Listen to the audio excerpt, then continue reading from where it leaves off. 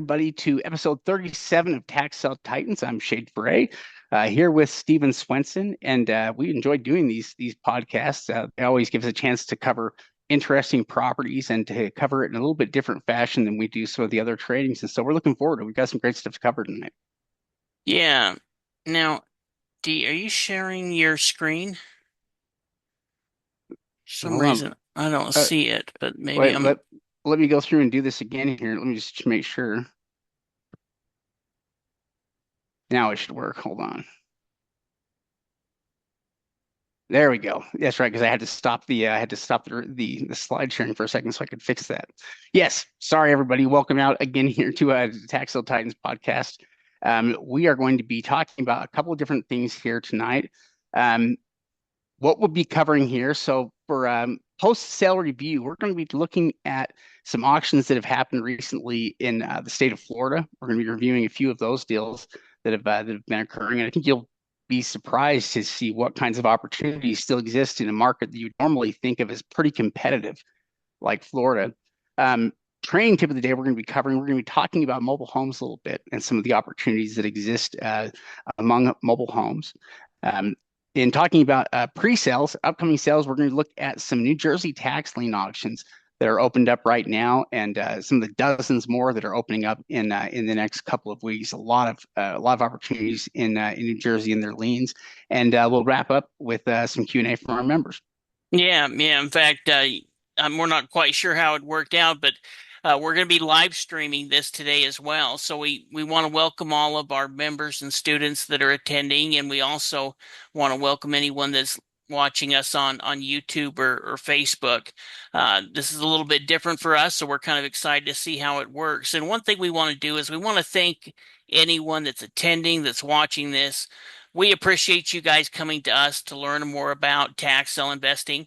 And so we want to welcome you back for some of our members that have been with us for years and give you guys special thanks for, trusting us to learn more about investing strategies.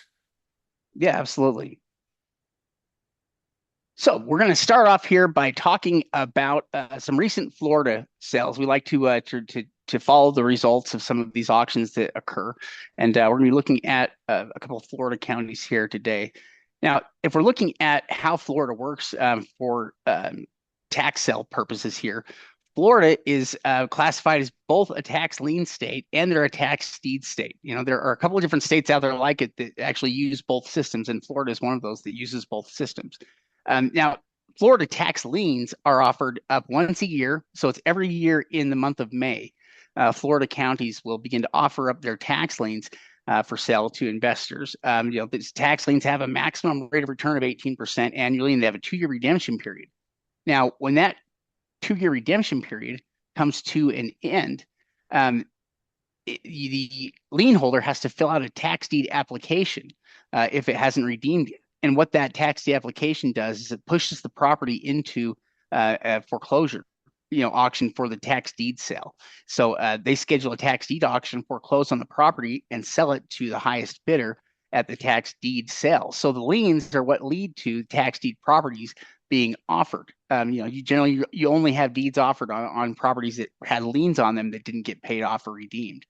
In that way, Florida is one of the few states that has opportunities in both. They have opportunities for tax liens, during May, and then they have opportunities year round for tax deed auctions. Yeah, definitely. Well, and as far as the taxing certificates, like Shade mentioned, they have a 2-year redemption period and they start at an 18% interest rate return, and then they bid down the interest rate. So whoever is willing to accept the lowest interest rate will go ahead and win the taxing certificate. They also have what's called a prepayment penalty, and that's something that's kind of unique to Florida, that if somebody redeems early, you're still going to get a percentage of your money back. Now, one thing about Florida is they have been part of the tax sale investing game, I guess you could say, for a long time. In fact, we even have some original taxing certificates from the 1930s from Florida when they were doing their certificate sales way back then. But they have a pretty good system in place, which means they have a lot of records available, easy to find. And one of the other nice things about Florida is most of the counties have moved online. Now, there's still a number of different counties that don't have online auctions, but most of them are online now with both the tax lien auctions and the tax deed auctions. Yeah, and Florida has always kind of been the leader in the country, I would say, for how they conduct sales and their online auctions and the information they provide. They've always kind of been a leader in that way. So it's a great state to work with. We can always find, like, if we're dealing with properties in Florida, we know we can always find the information we're looking for. That's never really an issue with this, like it could be in other places. So a lot of advantages here in Florida. So let's go online and check out some of these properties here. So let's go ahead and move that out of the way. And let's look at some Florida tax sale auctions. Now, I kind of went overboard, so we're probably going to go through these pretty quickly, but I think that'll be kind of helpful to see all of the different type of opportunities that are available in Florida. So the first property we're going to look at is this one right here that started at $80,000. It's actually this home right here. And so it didn't start at 80,000. It bid up to 80,000. It started at 10,000. And this just barely sold, a couple of days ago. And it's this house right here. Uh-oh. I froze up. Oh, how obnoxious. Well, well, here's the value of it, 170,000. So they actually paid quite a bit for it. They paid 80,000, valued at 170,000, but we're still looking at a 90,000 profit rate. And the condition of the home was in pretty good shape. And so that's the reason it made sense that they probably paid up for it, but they're still getting it for around 50 cents on the dollar. And this is one of the more expensive ones, but I decided to kind of include it anyway because if we would have got a chance to look at the Google, it was pretty good shape. Well, and at 80,000, it still works great as an investment, and there's still money if you wanted to fix it up, you could do that and be able to resell it, and maybe even get more for it. There's a yeah, I think that was a pretty good deal at that price, and yeah, then they probably did pay up more than we probably would. We probably wouldn't pay 50% for it. Yeah. Let me take a quick look and make sure I'm.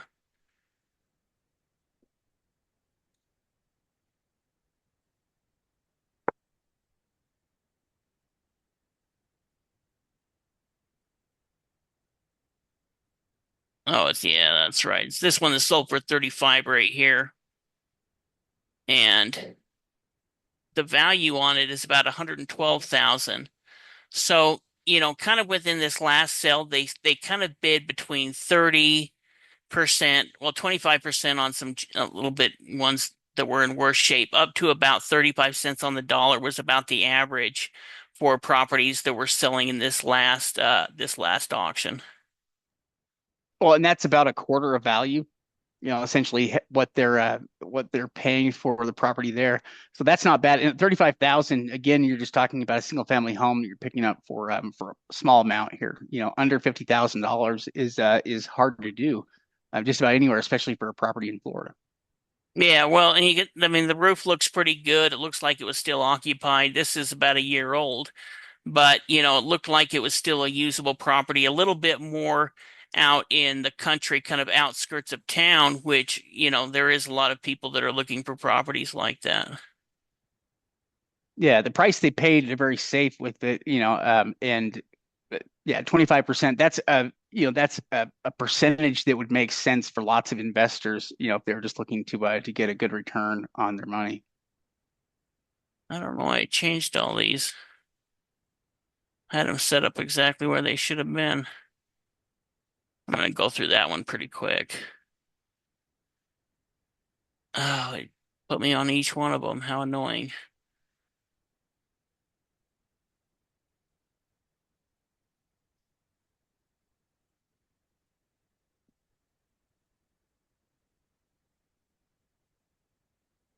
Okay.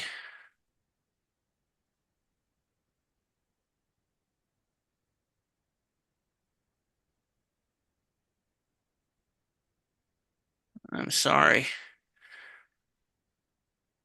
I had it set up right where to wear it, but they must have changed.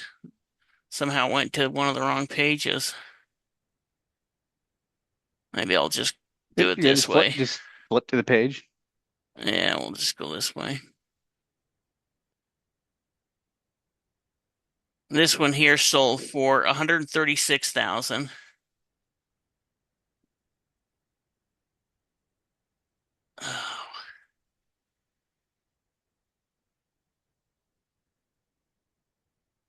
All of my preparation didn't pay off, but it ended up, being valued about 270,000. So, they paid up for it at 136. It opened up at 106, which probably tells us that this was some type of homestead property.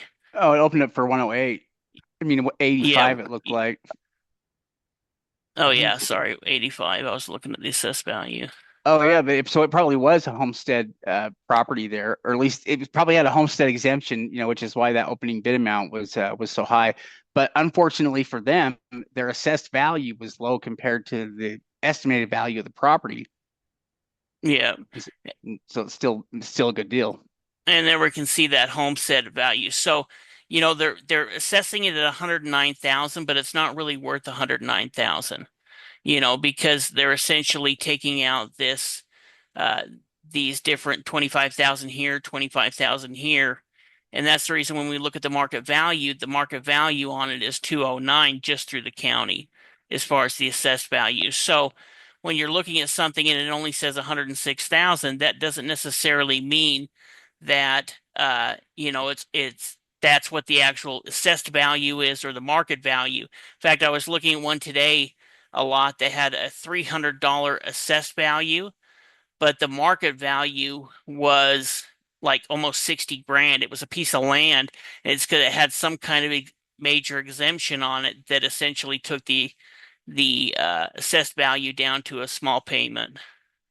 Yeah, well, it's interesting because people can do similar things with agricultural land or with timber property, and essentially what they can do is they can change how the property is assessed. So that rather than it being assessed by its market value at the time, they assess it based on its value or ability to produce certain things. Like for timber, it's based on its ability to produce timber, and if it's agriculture, it's based on what it can provide for agriculture. But that dramatically reduces the tax assessed value of the property, so you can reduce how much the taxes are. The flip side of that, though, is that the property has to be actively managed for those things. Like for instance, if it's timber, it's got to be actively managed for timber collection. And same for agriculture as well, but definitely is a big way to reduce that tax burden because if you're just paying full market, if you're paying regular taxes on land and there's no exemptions, land can eat you alive. Yeah, yeah, absolutely. Here's one that ended up selling for 49,000 within the Jacksonville area. We can see that it sold a few months ago, valued at about 184,000. Yeah, that's pretty good. You say that sold for 35 or 49,000 49 valued at. at um I can't remember, 180, I think. Yeah, that's pretty good. They picked up for less than a third of value. Yeah. Yeah, I think it's back on track now. So this one sold for 153,000. You can see they're assessing it at 261. We could see what the market value is if we were to click there. It's actually a pretty nice home and it kind of makes sense. Oh, You this one know, probably had a homestead exemption too, huh? You know what it probably did? Let's look at it. And so what a homestead exemption means is that, it doesn't necessarily mean that we're going to have a redemption period or anything like that. It just means that the starting bid has to start at 50% of the assessed value. And so, you're looking here at the market value, it's going to be higher at 269, but the assessed value here they only have at, I guess, 261. Yeah, the opening bid amount though is high enough that on it's probably Yeah, half of that estimate. it's got to have a homestead.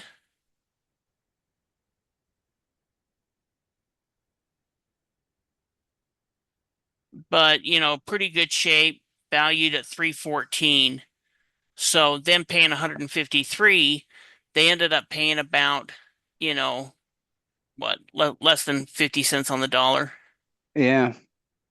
Yeah, well, and it looks like it would be a fairly simple rehab. We can already see they've got some kind of a, I guess it's not a garbage out there in front, but it looks like it's been loved in the past here, at least for general maintenance. I don't know if it's gone through any rehab, but it looks like it's in decent shape in this photo. Yeah, yeah, I think it was in pretty good shape, and I think that's the reason because I mean they have a ch let's say they put $50,000 into rehabbing it, they can still make 100 grand on it. And so when you're looking at these homes that are valued between two to 300, if you can make, between 70 to 100 grand on them, those are going to be definitely deals that are worth flipping, get them done within 6 months. Now you've got double your money or more to put back into another investment. Yeah, in fact, it's always interesting when you follow these sales like a month or two after, and you can see investors already getting properties listed. And so in some cases, we can already see offers coming in, or we can see properties that were listed and then have sold. And so we know about how much the investor made on the deal, roughly. It's really interesting following results like this. Yeah. And now this one's sold for 25,000. We can see it's here in Panama City.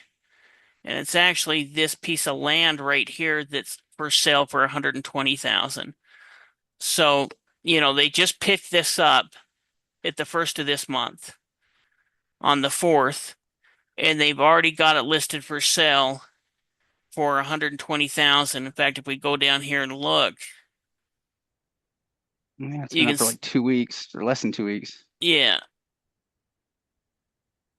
and have got it listed for 120,000. In fact, there's quite a few of these pieces of land. You can kind of see here, here's all the pieces of land that sold around it. Well, I guess they could be more than just land. There could be homes there as well. But some of this land within this area, is pretty interesting, and you can kind of see some of the profit margins that people have been doing on it. So they essentially have listed for $100,000 more than uh than what they purchased it for. That's as good as you can hope to get anywhere in the country. In terms of paying 25,000 for a property that you can turn around and potentially make $100,000 on. That's yeah, that those are awesome numbers here. And what's Yeah, interesting too is that with it being Florida, the market moves fast enough that they could easily have that property sold within a couple weeks. yeah. In fact, we're going to look at a couple where you can see the pending offers where they've listed them and sold them pretty quickly. I mean, Shade, we're talking about it, figuring that they have to be going through tax title services, because there's just not time to go through and get a warranty deed on it. But they're definitely selling them with title insurance. Yeah. These are not like cash wholesale deals. These are definitely full transactions with title insurance. And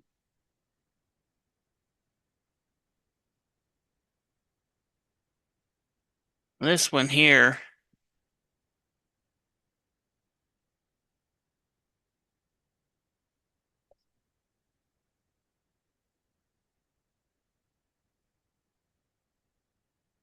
it ended up selling for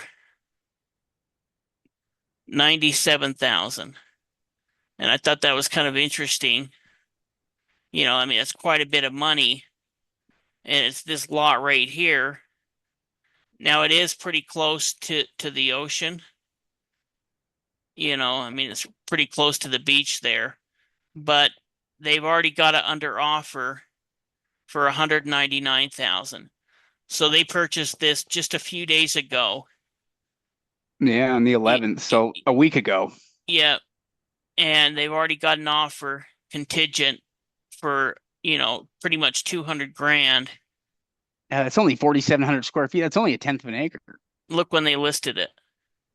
on the 13th. Holy cow! Yeah, so it's been listed for 6 days. Yeah, and they already have an offer on it.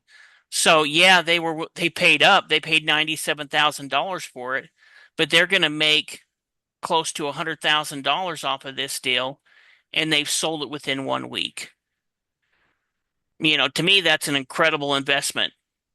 They put up this ad, it's close to the beach, and they've already got an offer on it within 1 week. So, when we're talking about can you do a tax deed quickly, you can see it's under contract right here. So they don't even have a pending offer. They've got it under contract to sell, and they picked it up and they're going to make $100,000 in 1 week.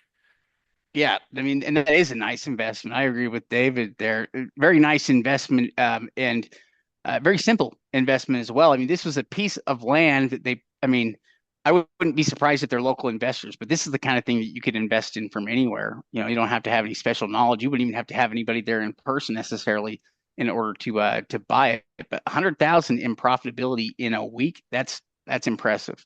Yeah, it's pretty sweet. This next one,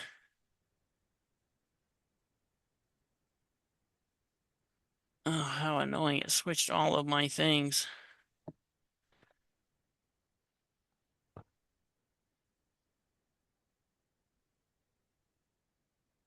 Is this one here that sold for 37,000, and it's this lot right here, and they've got a pending offer on it. Oh, for 89. Yeah. So, I mean, they did pick it up for, what do we say? 37. So you're gonna make 60,000 on it. Yeah, they're going to make 60,000 on it, and it's kind of this lot right here. And again, when did they buy this on? They bought it on the 11th. So there's two land deals there. One of the investors made 60 grand. The other investor made 100 grand on it within 1 week of buying it from the tax sale. Yeah. Well, and so granted, this is Florida, and property does move quickly here in Florida, but you can see how quickly it can be. In any of the states that we deal with, like tax deed states, there's nothing holding you back or stopping you from being able to list the property here immediately. So there's no redemption period or anything that's going to stop you. You can list the property as soon as you have ownership rights over it. As soon as you have a deed, you can get the property listed. These guys probably listed the properties before they even had a deed. It wouldn't surprise me. Yeah, they But did because they listed on the 13th. So they purchased it on the 11th. They had it listed by the 13th. And by today or sooner, they already had a pending offer. and what county is this one? I'm thinking here, This Panama one here City, is in Bay County. Bay County. We've looked at Duval County. We looked at Bay County. We're going to look at a couple of different counties here. And these were just a few that I went through. In fact, if you were to go through and look, you can see these are all of the properties that I included, and it goes down for another couple of pages. We could be spending all day going through looking at Florida deals that have happened just within the last 30 to 60 days. Yeah. Yeah, and yeah, essentially that's all these are. These have all been land purchases there that are they're tax deed purchases from Florida. Um, yeah, that's essentially what these are. Is they're land purchases that were made in Florida, and all of them in like the last week. Is when they're made. Now, any of the counties we're looking at as well, they're going to have future sales. They're going to have continual ongoing sales, and there will be more opportunities there to buy. But yeah, this is a mix of both vacant land and improved properties. Yeah. Yeah, this one here ended up selling for 40 grand. And it's this house right here that's valued at 206. Wow.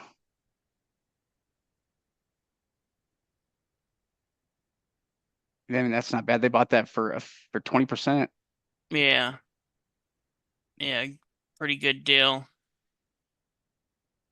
Yeah, I mean, 20% is a number I mean, that works great with improved properties here. It leaves a lot of potential room there to fix it up. Now this one's kind of interesting. It sold for 375,000, so it started about just under 40 grand. Has an assessed value of 532. It's actually a pretty nice house right here. You can see it's got, boat dock and everything. And they've got a contingent offer under, so it's under contract right now for 585. So yeah, they paid a lot for it. They paid 375, They're gonna make 200,000 on it, but they're going to make 200,000 on it. and they probably didn't have to do anything with it. From what I read in the note, I don't see anything listed in here that says that they did rehab. Yeah, they probably just buy I mean, it. if you do rehab, you brag about it within your ads. Everyone does. So the fact, I think that they pretty much walked in and this was clean. They may have had it staged, or this could be virtual staging. I'm not quite sure. How interesting. And this was another very recent sale here that they've already got an offer on it. Yeah, well, this one was a couple of months ago. So this one's been Still, a few months, but still they're making 200 grand on it. Now, yes, it's 375,000, but most investors would hope to be able to pick up this property, do a ton of rehab, and hope to make 60 to 80 grand on it. But with a tax sale, you could walk into this quality of a property. Yes, it's going to cost you more, but you can still make over 200,000 on it. yeah, and these are probably all using tax title services or some kind of tax certification for Yeah. title insurance on all these. This one here sold for 42.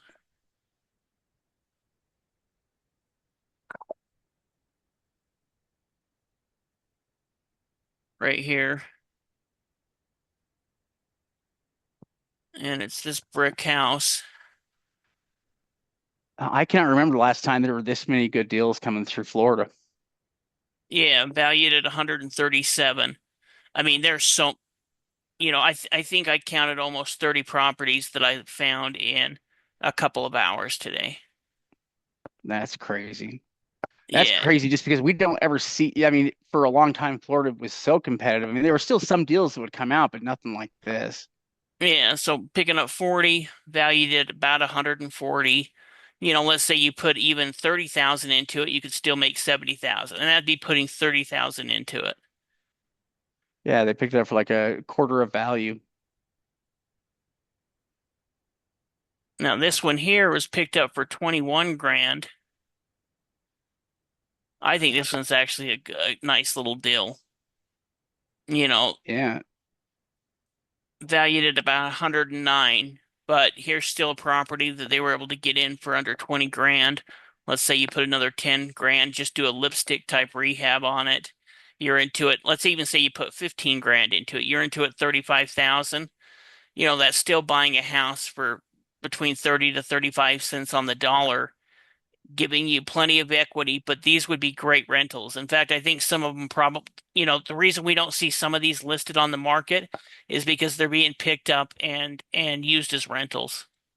Yeah. Well, and that one, I mean, if you could imagine putting 15,000 into a tiny house like that, it's gonna, it's gonna pop. It's gonna have a lot of nice new stuff with it that would probably increase the value of it, make it easier to sell. Yeah, that's such a great price point here where they're at. That's crazy that that's Florida. It's crazy that that's Florida. You can buy a house in Florida for 20,000. We haven't been able to say that for years. I can't believe it changed all of these links for me.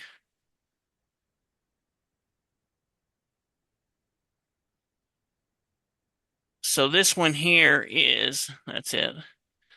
They're in Pensacola, ended up selling for 41,000, valued about 112. So they paid up for this one a little bit, but still you're looking at acquiring a property, and you can see that it looks like the roof's been upgraded, the siding's been upgraded. I mean, you could make the yard look better and everything, but Well, as being you're paying a third of value for an occupied property, so we know that it's livable, to some degree, and you're picking it up for, very lower pricing. Pick it up, I think, any other buying method. I don't think there's another way you could get that property for that low of a price point, yeah, unless somehow some highly motivated seller or something needs to get rid of something. You just don't see deals like this.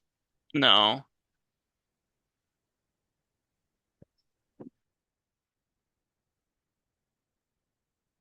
This one here was picked up for 60 grand. And here it just sold for 129,000. And this one's kind of interesting because you can see that they picked it up. It's actually valued at, the county's valued at 191,000, but you can see that they didn't do anything with this. So this is picked up back in April. So it's been a few months since they bought it. And you can see that it is just essentially, as is.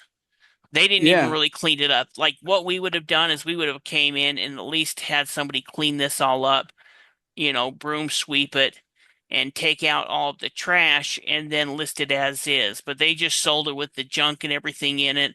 The only thing I could see that they did in the notes was they did something with the septic tank. Yeah, they probably had to do that. Yeah, the septic It, system was recently pumped and certified. So, I mean, oh, they look, may, they even say right there the property will need or require a full rehab, including roof replacement, HVAC replacement. Yeah, making excellent opportunity for investors and contractors looking yeah, to build equity through improvements. yeah. I mean, it's sold as is. So they're selling this as is. And they went ahead and got it sold. So within 2 or 3 months of acquiring the property, they had it sold for 129,000. Let's say that they put in 10,000. I don't think they put in that. Yeah, I think it was probably a couple of grand to do the septic tank, maybe more. But and we know they didn't go through quiet title. So they sold it for 60, they bought it for 60 grand. They sold it within 60, 90 days for 129,000. What does that make them? about Yeah, 70,000. about 70,000. And Yeah, they didn't minus have to whatever do, they paid there for septic. yeah, didn't have to do any rehab, anything like that. So when we talk to you guys about some homes are worth rehabbing, some homes are better just selling as is.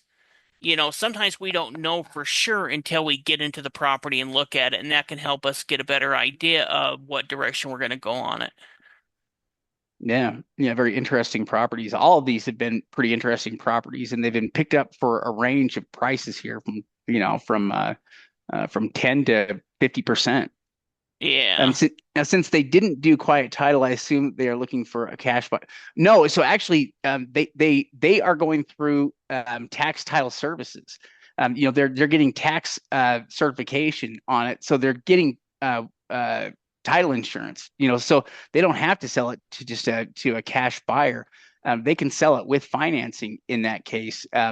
That's kind of what we were thinking on all of these is that there wasn't enough time for any of these to pursue quiet title. So they're probably all being sold here using that tax title services because it will cost them a couple $1,000, but it enables them to put these deals together and get title insurance in about 30 days. And so we're pretty sure that's how they're getting these deals done.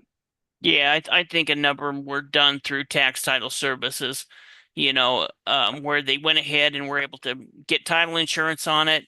It was worth doing the deal, and they sold them pretty quickly. Now, here's a lot that was picked up for $4,900. It's actually located right here, kind of next to this building here. It kind of comes back here, and you can kind of see it right here. About 1.56 acres, and Redfin's estimating it at about 71 grand. So Oh, here's an example of a lot that was picked up for under 5 grand or 70 grand. This would be a great, as is wholesale type deal. yeah, that was a hell of a purchase. I mean, they did really well on that.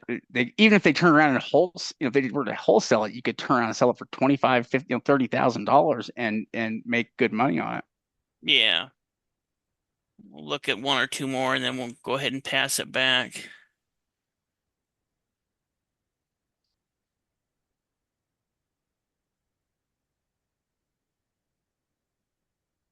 One sold for 51. So it's this one right here for 51. And it's actually this house right here. They've got one of those things right there that you can't see, but valued at about 140. But kind of looking at the overhead, it looks like they have a new roof on it. Looks like it was occupied at that time. And so, picked it up for 50, valued at about 140. Again, about a $90,000 worth of profit potential. Let's say they put another 20,000 clearing the title or rehabbing it. you're still making 60 to $80,000 on these homes that are worth 100 to 130, 140. Yeah, it's another solid property picked up at a low price. I mean, it's remarkable to see this many good deals, like this. There's just more profitability in a lot of these deals than you might normally find with Florida. I mean, at least I remember it seemed like for years, when following Florida properties, practically everything would sell for 50% of market value or higher. And that was just the way it was. And after a while, you're looking at less at Florida because you just come to expect that. But this is way below that. These are as good a deals as you can find anywhere in the country at any time I think we've seen. And this manufactured home, in fact, we're going to be talking about mobile homes here in a little bit. But this mobile home on its own piece of land got picked up for 28,000, valued at 163,000. Man, what a good buy. Yeah. And we'll look at a couple of these that sold. This one here sold for 33,000 right here in Pensacola, and it sold for 75,000 with a pending offer. So this one's, Well, it got picked up a few months ago, so it's probably been on the market for a couple of months, but still sold it for 75, picked up for 33, making 40 or 50,000 off of it. yeah, more than doubling their money on it. Well, and look at it. They haven't done any type of rehab at all. So Yeah, no, maybe they cleaned it out. yeah, yeah, they cleaned it out like we would do, make sure the property's secure, and then either clear the title or go through tax title services to go ahead and sell it. So Yeah, no, and some of these that are a few months back, like, they could have pursued quiet title on this one. yeah, yeah, they very well could have, but they're not going to worry about rehabbing it. They're just clearing up the title, then somebody can come in.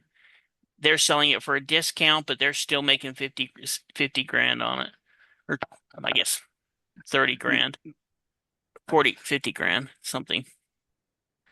We'll look at this last one sold for 10,000. Yeah, we've looked at a lot of counties too. It's interesting. We've looked at several different counties here. Yeah. So it's not just one county. It's not just one instance where we see some good deals. This is in several counties across the state. It's getting to be something we're seeing more regularly. Well, and we could have went through every single one of them. So this was a pretty quick flip as well. They picked it up for 10 and they sold it for 34,000. In March, Yeah, like so right after. they bought this one in February, sold it, really quickly by March for 34,000. So they made 15, 20,000 on it, probably Yeah, yeah, an as yeah, is they made till dipe. yeah, like 24,000. That's pretty good there, and they did it in a month. Yeah. Yeah, that's another good example. Some of these land purchases are pretty good. That one for 5,000 is remarkable. I think somebody's going to do really well on that. And I'll go ahead and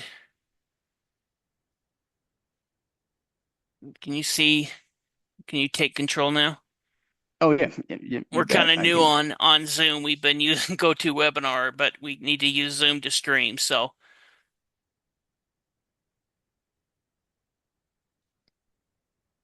Oh, what was that? No, I don't want to do that.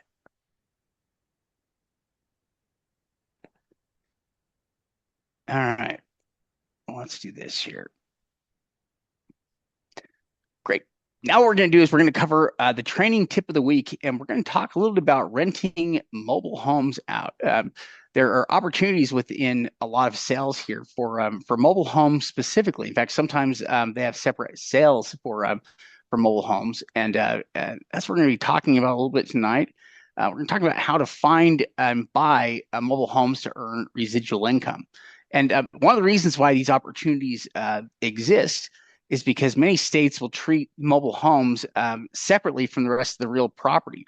Sometimes they'll sell the mobile home itself without the land on it. They'll just sell the mobile home at auction. Those mobile homes often sell for very cheap. I mean, they can be purchased online for as little as $500 to $5,000. And these can be great usable mobile homes, newer mobile homes in many cases. And again, the idea with this is that you're not going to move anything. The idea is that you're going to purchase the mobile home and then basically pay the monthly lease amount or rent amount there for the lot that it sits on. But again, uh, minus what you are able to rent it out for. Yeah, well, and you could, move the mobile home if there was some type of value in that. But really, kind of with this strategy is there's all of these mobile homes that we see come up for tax sale. Now, not every state does this, but there's a number of different states where they essentially tax mobile homes like they would property taxes, and they'll foreclose on it and offer it up at a tax sale just like they would with any other type of property. The difference is these mobile homes are either on lease land or within some type of mobile home park. And so they either need to be worked out something with the landowner, whether that be a mobile home park or somebody who's leasing the land, or either move the property. But there's a great strategy there for investors. In fact, it's something we've been talking with our coaching students about. In fact, when we were on the webinar just barely, Shade kind of reviewed an article with us about how manufactured homes are becoming a new strategy within certain areas to essentially provide more affordable housing. Now, this is a little bit different strategy, but let's say you have limited capital. There is a good strategy within here for you to be able to start building rental properties without needing to buy, without huge investments. Yeah, well, yeah, very limited amount of in money you have to invest in order to acquire these properties, and from there it's just about signing, a lease or rent agreement here with the property owner and getting somebody in, getting renters in the property there that can start to pay rent on it. Um, but yeah, in fact, some of these mobile homes are in mobile home parks. Um, some of them are. Some of them are not in mobile home parks, are just pieces of land that are owned outright here. But the whole idea here is that the land is separate from the improvement here, it's owned separately, and so we can buy that improvement though for very good prices in many cases. And the rent amount that we're dealing with on these lots is usually fairly low. It's usually a fairly low rent amount that we're dealing with month to month that leaves plenty of room for profitability if we're going to rent it out to somebody that wants to live in the home. Yeah, well, and some of these, are still in pretty good shape. Now, there's going to be some that are rougher than others, but we've seen mobile homes that, are 5 or 10 years old, nice manufactured homes, double wides, really nice ones within parks and also within leased land. Now, how do you make money from them? Well, essentially, you can do this in a couple of different ways. One way is to just go ahead and sell it to somebody else who's going to buy the mobile home and live within the park. But you can also use them as rental properties where we're essentially paying the lot fee or the land lease fee on the property. We're renting the property out, and then that rent provides us with both income off the property, but also is able to help provide the lot fee or the land lease fee to whoever owns the land that the mobile home is sitting on. Yeah, so this is kind of an example of how this would work because, like we were saying, the mobile homes sell for very low amounts here. So, if you can imagine a mobile home comes up for sale and you win high bid on it at $3,000, and so you pick up the property for $3,000, and you can rent it out there for $1,000 a month, and the lot fee rent amount is $300 a month. And so essentially that gives you the ability to cash flow about $700 a month, off of that property once the monthly lot rental fee has been paid. So and you could do that again year after year, with this property. There's no reason why you couldn't continue on with it. As long as you have somebody renting that property out, the land rental amount is going to be, an easy amount to accept. Yeah. Well, and it's a great way to earn residual income. Let's say that you have 10 mobile homes and you were into each of them, $10,000, and they're paying you each $1,000 a month, and you have to put, a third of that or a quarter of that towards the lot fee, those are going to be profitable income properties. And there's plenty of people that are looking for rental properties. That's the reason we see some of these big, these big trust and things buying up all of these single family homes is because they're essentially using them as rentals because there's more people that need to be able to rent. So I kind of mentioned this before. You can go ahead and just sell it outright. So you buy the mobile home for 5 grand, you sell it to the next owner for 25 grand. You keep the $20,000 and then they buy it, they move into it, they live in it. So there is that strategy. You're just going to have to pay that lot fee between when you purchase the property and when you're able to find that buyer. You can also, be able to rent those properties out. But one thing that's very important on any of with this type of strategy is making sure that you contact the mobile home park or you worked out a deal with whoever owns the land so that you've got an agreement in place so that you're just not buying that mobile home and now need to move it within 30 to 60 days or something like that after buying it and need to come up with a strategy that way. So it's important we do our due diligence and work out something before buying it. Yeah, I mean, the idea is simply that you would want to go into it with some kind of an agreement in place. You wouldn't want to buy it and then try to get an agreement in place just because you can't really go back and do it again. And there could be lots of different things that could come up that could complicate a deal like that. It's easier to avoid complications and make contact with the landowner before you buy, before you bid, so that you can make sure. But yeah, you can find out more about the property or the park, if it's an entire park, and you can figure out what the history of the property has been. But we can get a much better idea here. We can figure out exactly what those properties are worth. It's also not unusual. So we can find there's lots of properties like that. We can always find comps, that are for similar types of properties if we're looking to set the value, on the property we're looking at. But like normal improved properties, the condition is everything in this. So getting on-site images of the property before you bid is crucial, because the amount that you're bidding should be based on the condition of the property and how much work you believe it needs. Yeah, yeah. Well, one thing that's kind of interesting as well is we've seen a couple where they provided more current photos, but even in those kind of situations, we're still going to get an on-site photo. We're going to check into the market value of just selling, trailers or mobile homes, on the mobile home market there. So what are people buying them for and moving into trailer parks and get an idea of what that value is. Also, what is the rental income potentials within there? Now, the one thing to remember is that we're buying this as personal property. This isn't real property. Now, there's a lot of mobile homes that we'll see come up at tax sale where they are real property because they're included within the assessment. But with these, they're being taxed separately. You're buying essentially the trailer, and that's the reason it's important that we've got a strategy in place with what we're going to do after we purchased it, whether that be renting it out or selling it and understand what those values are. But we have seen these sell between, $1,000 up to some real nice ones, $10,000 to $15,000. And some of these, just the mobile home itself, could be worth $80,000 to $100,000 or even more, even though it's in a mobile home park. Yeah, there can be some excellent opportunities here in what the properties are selling for, and I think there's less direct competition to buy them. I mean, it's part of the reason why the prices are low to begin with is because you've got less people competing with directly to buy. So you can get these properties for pretty close to opening bid amounts, or not much above opening bid amounts, at least in many of the sales that we've seen.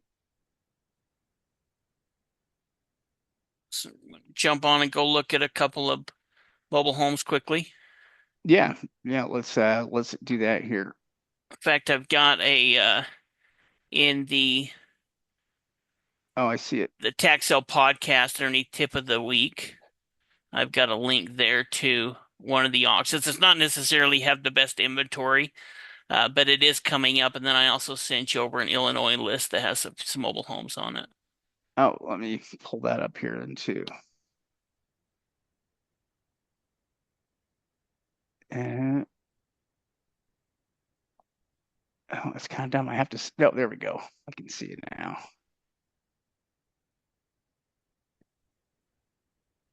Zoom stream is unreliable. That's too bad.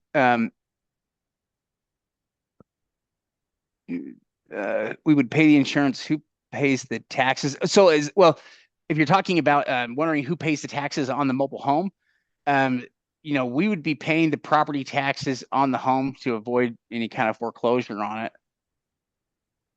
Especially if we're renting it out, the owner is always going to be responsible for the property taxes if we're going to rent the properties out. But even if in this case here, so you would get taxed, I guess depending on the area. If the county's not assessing, the improved, the mobile home, and it's not included with it, then there wouldn't be taxes on it. But if they are including, the improvements there, then we're going to pay taxes. Yeah, well, in this case, their taxes would be part of the lot fee or the lease fee. So, there's two different types of mobile homes. There's the ones that are on their own piece of land. They're considered real property. If you buy it, the tax sale, the mobile home is included because it's considered real property. In the case that we're looking at tonight, there's a number of different places. South Carolina does it with their liens. We've seen it in um, Washington, we've seen in Illinois, we've seen in a number of different states where they just sell the mobile home. So the mobile home has a property tax to it. And if they don't pay that property taxes, then they essentially lose the title to the trailer and they'll go ahead and sell it at the tax sale. Yeah. So here are examples here in Grant County, Washington, of mobile homes that are being sold this way. And so we can see well, there's 17 mobile homes here, you say. And we can see Yeah. the price points on them vary. I mean, current prices, the highest one is bid up to 4,200, which is this one right here. And this is a little bit rougher list. We've seen some pretty nice ones, like a bunch like this that have come up for sale. But in this case, you could go ahead and it kind of shows what mobile home park it is. So it's AKA Village Mobile Home Park and make Moses Lake, Washington. So we would go ahead and contact the mobile home park, would tell them that we're interested in purchasing it, would find out what the lien is. Plus, they're probably going to be able to tell us some more information about that trailer, what's kind of gone on with it, especially and we also need to see will they allow us to rent it. So these are all kind of the questions that you've got to ask and find out from them before you determine how much you're going to bid on it. But you can see the county's assessing this at 100 grand, so it has value to it. Even in just reselling it and having somebody move it, there's probably value to it. Yeah, I mean, yeah, they assessed it at 100,000. It's at 4,000 right now, and it may not bid up, too much higher here from where it's at. Um, there's a couple of these. I was wondering why the bidding is up so high on a couple of these.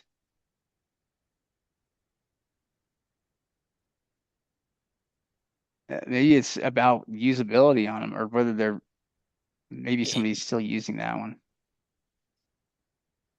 I'm not sure because I mean, some of these, like, Is that what the is that the bidding or is that the opening bid? the current price.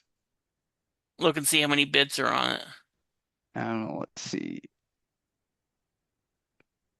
No bids on that one. Oh, let's see how many bids are on that one. Because I don't think this is opened yet. Oh yeah, no bids. It hasn't opened yet. That's true. That is So the opening bid amount.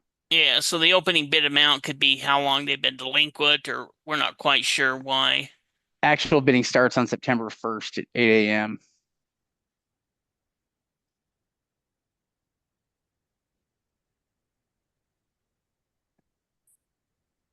But yeah, several of these properties have the potential to work.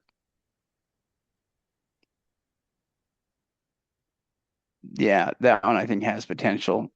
That one's a double wide there.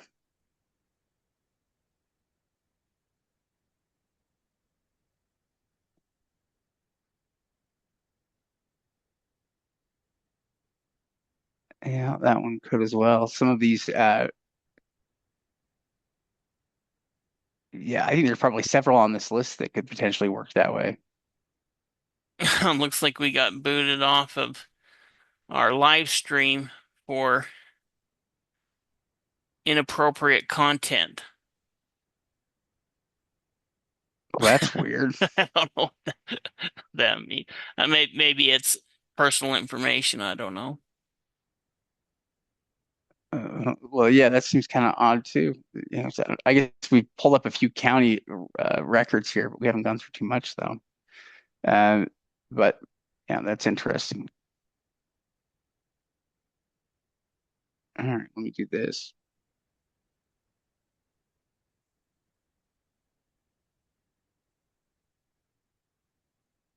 Okay, good.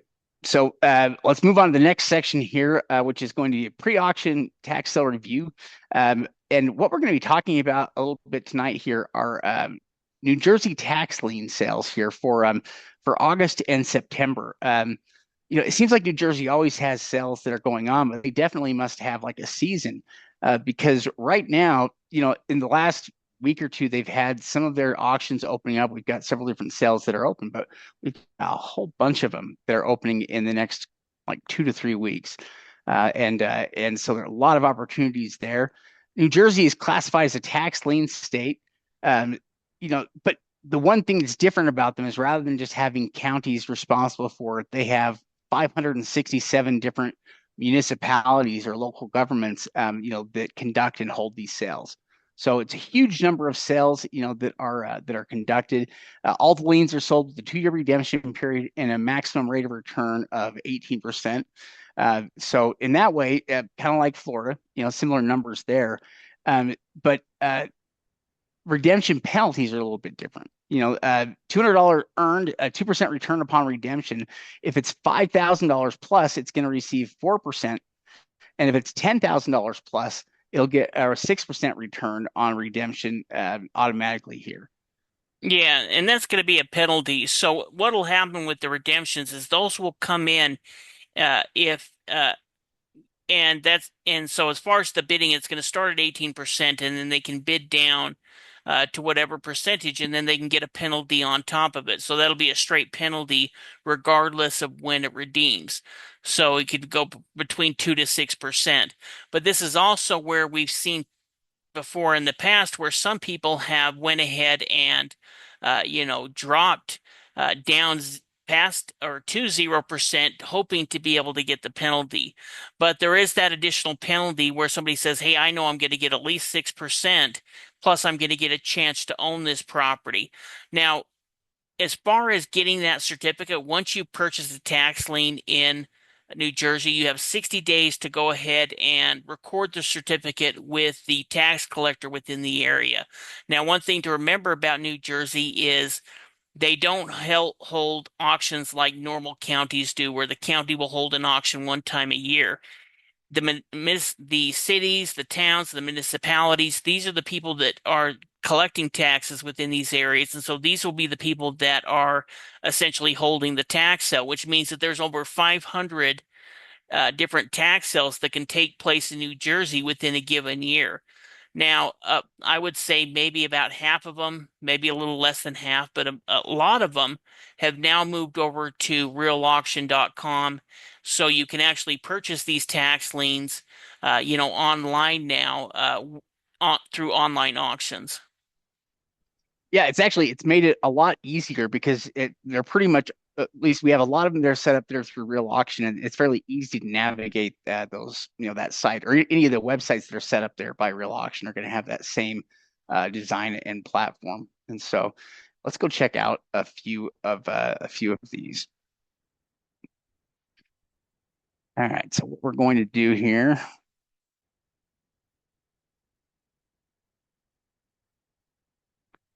All right, let's do this. In fact, you know what? This actually might be easier if let's do it this way.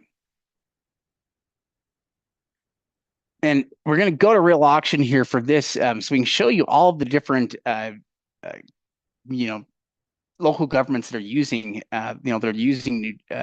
real auction here. So when we go to real auction site under the clients, it's under real tax lien. And then before we get down to the bottom of the page, I think New Jersey, no, they actually start on the next page over on page 2, and they start right there. Now, we have all of these different municipalities, cities, townships, villages, things that are listed here. And then when they have one of these that are about to open, if they have a tax lien auction that's coming up, they will list, the date that the site is going to open on. And we currently have, let me click on the first one here and we'll show you what we mean here. So for instance, Chester here, Chester Township, if we're looking at, they have 56 liens that are available, right now. And it opened up on the 6th, so it's been opened up for a couple weeks now, and we still have these are all still active and available. So they've already sold some liens. That number is going down as the liens sell, but we can see what the charge type is for. So O, I think, is for utilities. T is for taxes, and so they basically treat utilities, taxes, sewer fees, all those things get treated like tax liens, or at least all the same. The other benefit that we have is we can get a preview of the property, or we can go into the full record. So if we click on the far left there, it will give us kind of a preview, show us the lien amount. It'll tell us what the full address of the property is right here, if there is an address here on it.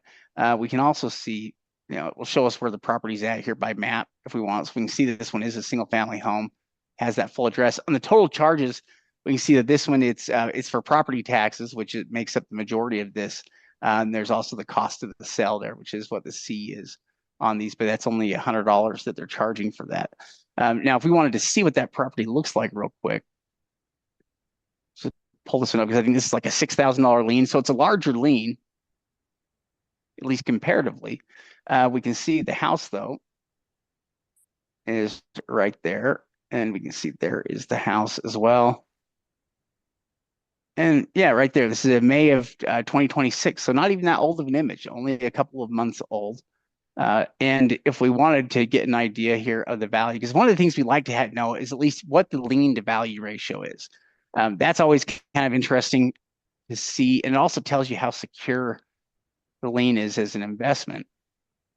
And yeah, so this lien, it's crazy. It's only a $6,000 lien. The property is valued at 551. So the lien is like 1% of the property's value, roughly a little bit more than 1% of the property's value, but not much. And that means it's a highly secure lien. You still have the majority. I mean, 99% of the property value is still there securing the lien. So highly secured lien, and would be a good investment at that price point.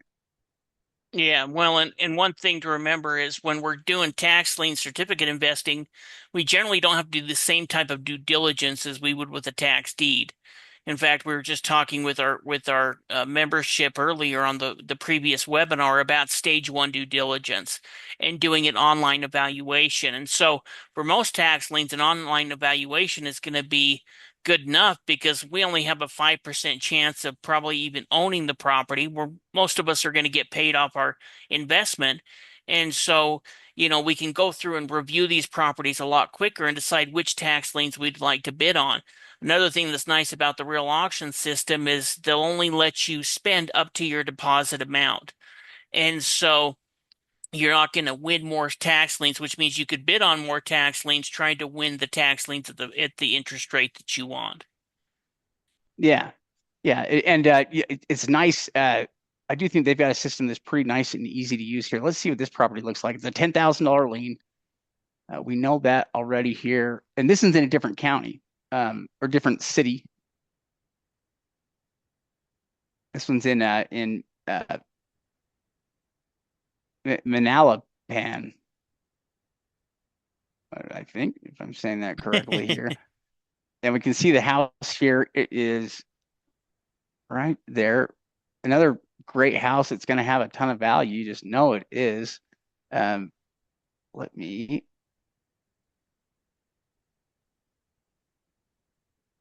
Oh, that's why. It's because I deleted my. No, that's right there. All right, let's take a look at it real quick. So look at that, 1.1. So it's valued at almost 1.2 million. So the $10,000 opening bid amount is actually less than 1% on this property. It's again, it's just hardly anything here. So a very highly secured lien. This thing was built in 96. So it's a relatively new property here, comparatively. Sits on a half acre.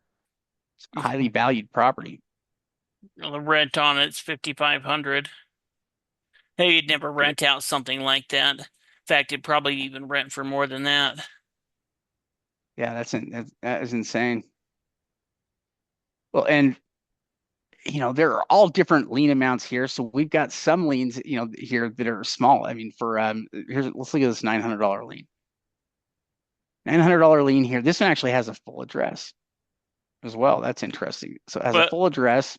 some of the liens that are on sewer or water or something like that could be worth, millions of dollars. They just didn't pay part of or maybe their water bill or their sewer bill, and they placed a lien on it, but it could be against any type of property.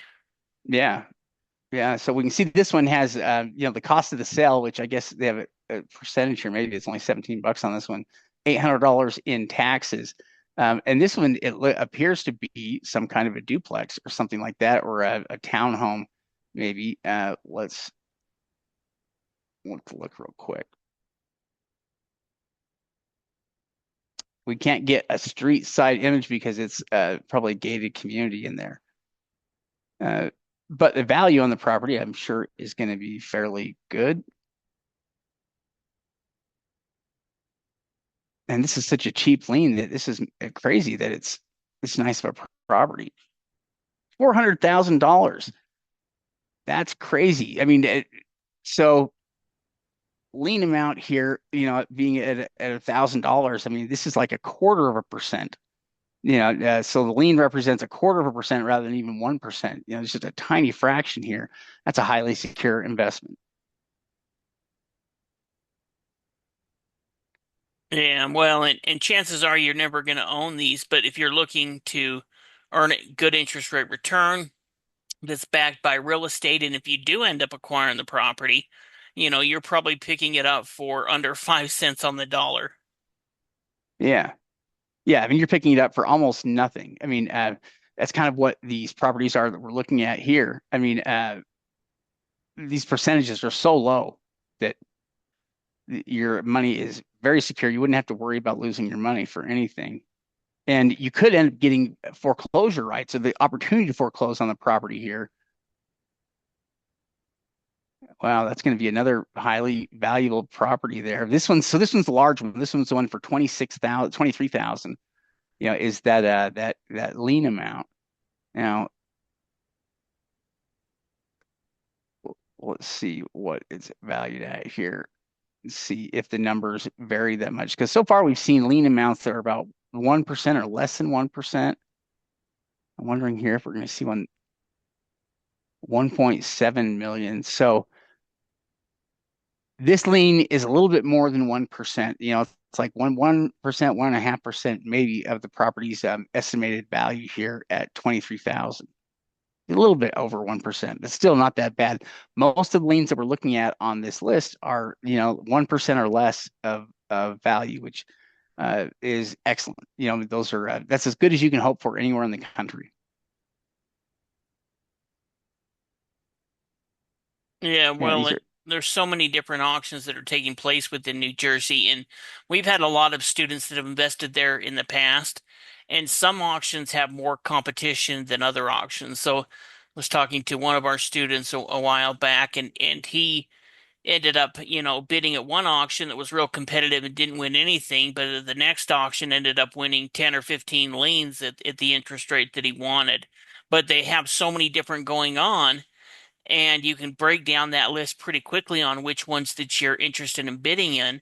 So it doesn't, once you registered for real auction, you could register for multiple of these different sales that are taking place and pick up liens at the price and the interest rate that you want. Yeah. Uh, let's see here. Oh, by the way, let me look a couple of these here. I'll tell you, we'll answer questions here in just a minute because I just realized that we have several questions here that have come in, and we'll answer them here in the Q&A in just a moment. This is Sparta Village Township. What do I see this as here? Township. So this is Sparta Township, and they've got 244 records here in this cell, and this one just opened up let's see here. The Sparta sale opened up on the 10th. So a couple of weeks ago is when it opened up, and we can see we've got some different charges here. So we've got a W, that must be a water bill, I'm guessing here. We can pull one up here and look. It still has it on there. Let's see. Total charges. Yep, it is a water bill, is what the W stands for. And this one again, all many good liens here against these properties, a bunch of commercial properties here. So, for example, $10,000 lien here. We've got the full address on the property. And if we look at it from a map here, you can see this one's a commercial property. Let's pull it up here this way.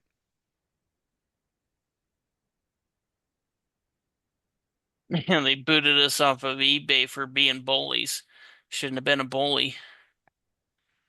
We got booted from for being bullies. I think it's because we had addresses or something like that we were probably talking about.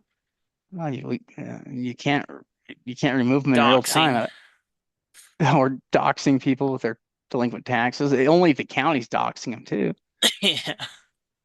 It's that property right here is the commercial one that we're looking at here that has a $10,000 amount here. And this property is probably going to have some substantial value. I would guess that it's valued at over $1 million. Man, looks pretty clean, nice. Yeah, yeah, it does. Um, and even the smaller ones, I mean, just regular lots here. Let's see what some of these are. Um, is that just a $900 water bill? That's a $400 water bill, and then there's another $400 in utilities on it. But what's funny about it is that even though this is just a utility bill and a water bill, it's still going to use the whole property as collateral here for it. So it's a lien just like any other, Well, and if you think even though about it, it's it's because they're going through the city. The city's doing it. So it's the city water bill, it's the city property taxes, it's the city utilities. And so, they've had it worked in within the city that the city can place liens on it just like the property taxes. here's an example of a partial lien. You know, that's what we're looking at here because this lien is for $944, and we can see that the amount it doesn't actually even cover the taxes. The taxes must have already been paid. They just didn't pay a utility bill here and a water bill, and that's what is leading to this lien sale here. Um, and that's the property right there. That's the house, which is a nice house there for a small lien. Let's see if we can get a value here on it. This one's going to be like 0.1% probably.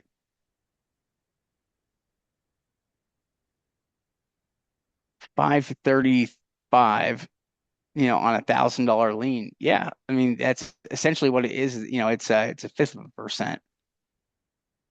But Well, if you think about a state like Florida, for example, if there's some type of city utility or city water lien or sewer lien, they're just going to place a lien and issue it with the county. But because the property taxes are going through the cities or the towns, that's where they have the ability to add the water lien or a utility lien to the tax auction because it's the city that's handling it. yeah. So I mean, check out all of these liens here, that are available now. This has been opened up for a bit, but then look at this. So, we're looking at different counties here or different small governments in New Jersey. And every time you see one of these things right here that's in blue that says like site open, what that means is that you have one of these has an auction, that is going to begin soon. If I can get this thing to move out of there we go. So we've got, you can see opens up on, that one's October 12th, but most of these are in September or late October. So opens up the 15th of September, 15th, the 4th of September, 18th. That's one that we looked at here that just opened. And again, the 8th, the 25th, I mean, I guarantee it's at least 30 to 40, maybe more, that we can see. We've got all of these here. These are all auctions opening up in the next 3 to 4 weeks. Yeah, and the auction takes place about 30 days after it opens, give or take a couple of days. So if it's on if it opens up on the 22nd, then probably the auction is going to be around the 22nd of the next month. Yeah, you can see we still have so many more to go through here. It could be more. It could be more than 40. It could be more like 50 of them. It's a large number here. Well, and there's a few months that there may not be very many, but they really have these kind of going throughout the year. So when we look at, picking a location or going back to locations, New Jersey is one of those states where they don't just have it on one time a year. For example, they don't just have it like in Florida in May. They're going to have these auctions throughout the year, which, gives us the opportunity to invest in that area. Yeah, some of them are very small. So some of these little areas have 3 liens available, or they've got 8 liens available. Like in this case, but these are probably still some great liens. In fact, almost all of these are higher dollar liens for this particular county, but we still have full physical addresses here on them as well. And we can still pull them up on maps, so we can see that this one is going to be an improved property, like a single family home.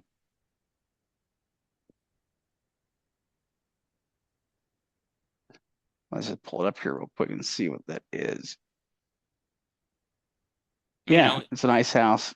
I just was noticed we had a comment from Jill that says you need to watch for landlocked property.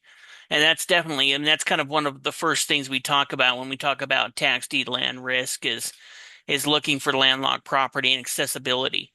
In fact, that was something we were looking at a little earlier when we were looking at that.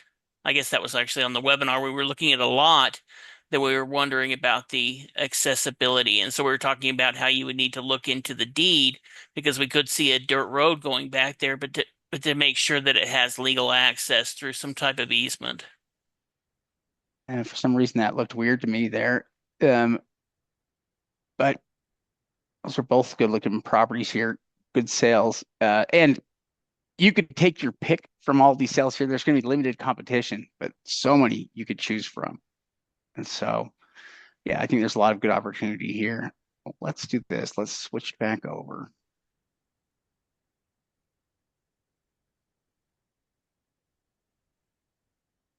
And good. Now we can answer other questions here. So let me just get to some of these questions that we've had. Uh, okay.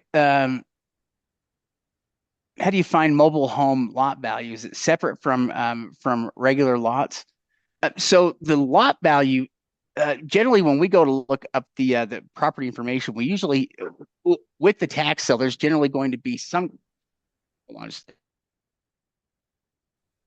generally, it pulls up the assessment record on the property, and as we do that, we can grab the parcel number here. In fact, usually when we pull up the assessment record here, the land value is about the only thing we can really obtain. But when we pull up the assessment, what we can see is assessed value on the improvements, which is how we know that the improvements were assessed. Yeah, yeah, absolutely. We can get an idea there of what the land value is versus the improvement value. In fact, that's where sometimes we'll look into a property and we'll see that the home is torn down, but the county still has some type of structure on the property, or vice versa. The county will have it no value on, where there used to be a structure. So it's pretty easy to break down through stage one due diligence and looking at the assessment. Yeah, and then one of the questions here is for bidding on mobile homes, do we need to arrange for our own transport if we win one and have enough land to move it somewhere else? And I mean, you certainly could if you buy it, it's yours to move if you want, but that's not really what the intention is initially. At least you could move it if you want, but what we're kind of talking about is more keeping it right there where it's at, so you don't have to move it, and then getting it rented out so that you can collect the rent on it, which should more than cover whatever the lot fee is and should put money in your pocket. Yeah, It's but if kind of you the if you idea. wanted to move it, if you had a piece of land or it was a nicer one and you were picking it up for a discount, so say you buy a brand new trailer and it's a brand new mobile home, it's going to cost you 140,000, and you can buy this one for 10,000 and then spend another 5 or 10,000 to have it moved onto your lot and get it hooked up there. That could be a strategy within it itself. So it's picking up a discount, but like Shay talked about, kind of the strategy we were talking about tonight is being able to use them is either rentals or flipping them to somebody who is going to buy it and live within the mobile home park or the leased land. Yeah, in fact, land that you can put, mobile homes or manufactured homes on is always a good idea to pick up, and it's something we're always looking out for because it's a little bit harder to find, than when we're then I guess an auction like this where we're specifically looking at mobile home properties. But mobile home lots have always been, great because they are zoned specifically for mobile homes or manufactured homes. That's actually the biggest factor in picking up the land is that it's zoned correctly because most areas require you to have a specific type of zoning in order to utilize manufactured home or mobile homes.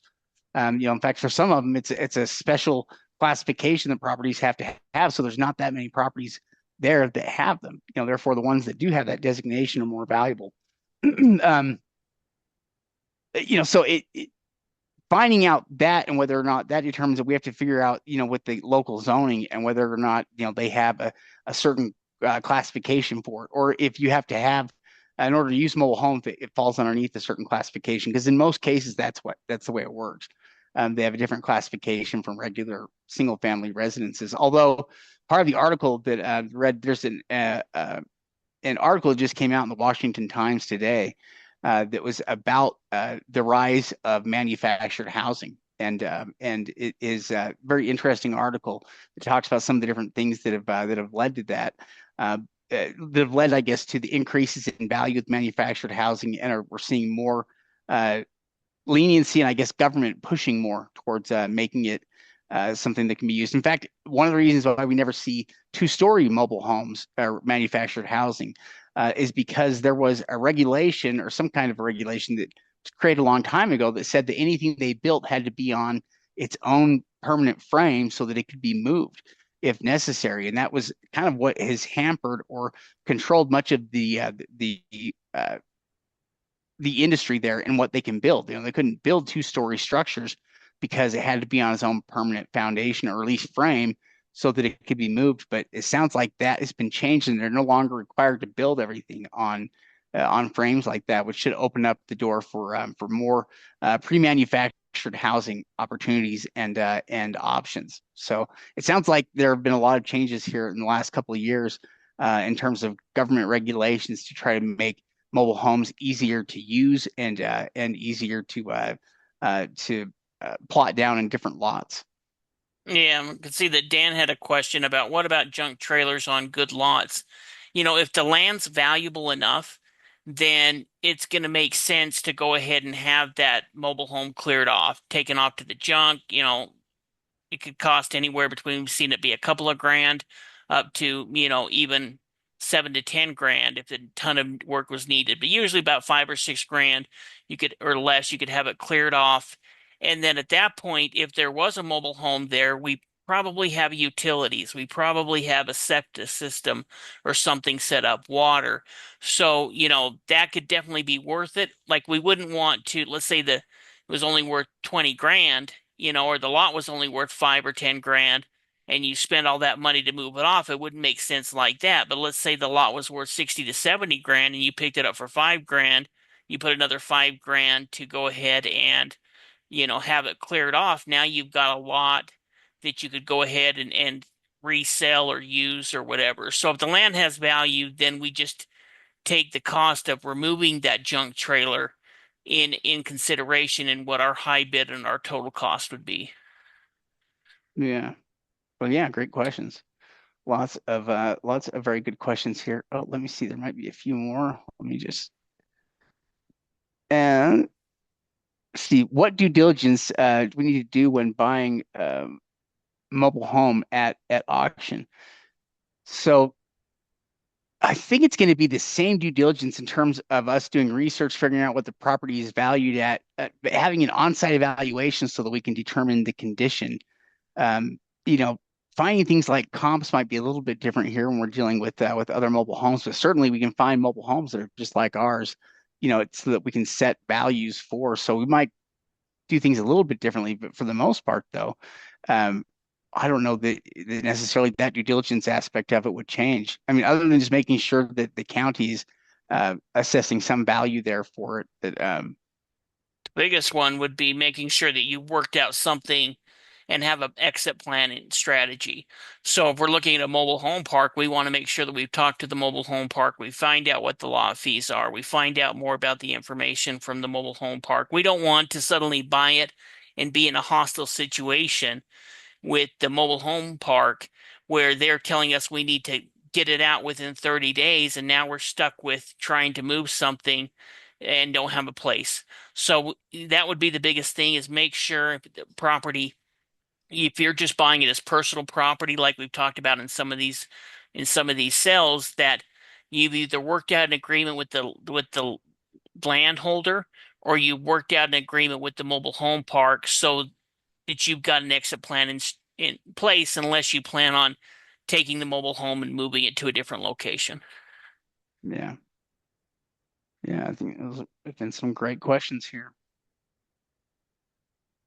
Well, I think that's everything we have here. Unless we have any other questions here that come in, we'll keep an eye out. But you guys have been a great group. It's been interesting topics tonight, anyway, and we've looked at some cool sales. So yeah, thank you everybody for joining us tonight. It's been fun. Yeah, we appreciate it. Thank you guys. Yeah, you bet. Thank you so much. We will see you again here soon next week. Yep, thanks again. Yeah, see you guys later.